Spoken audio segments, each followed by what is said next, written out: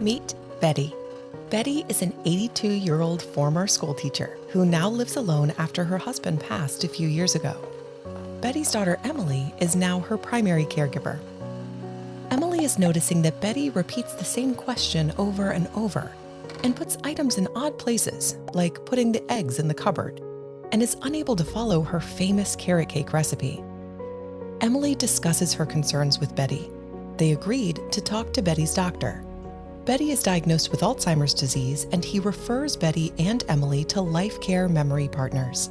Because Betty has traditional Medicare coverage and meets eligibility criteria, she can also participate in Medicare's Center for Innovation's Guide program.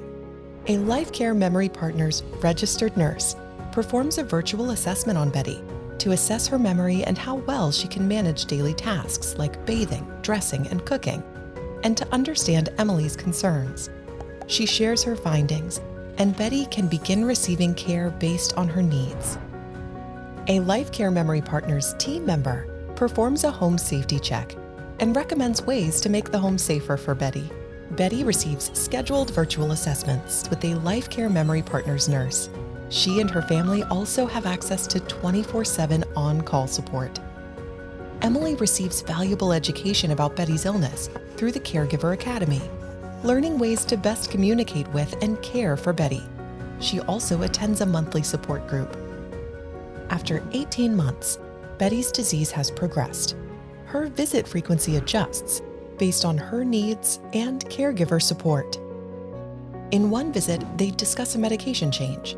Her nurse practitioner recommends a medication change to Betty's primary care physician, which is approved.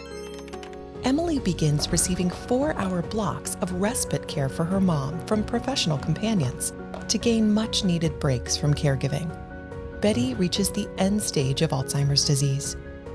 In coordination with the Memory Partners care team, her care team and doctor recognize she's reached the advanced stages of the disease.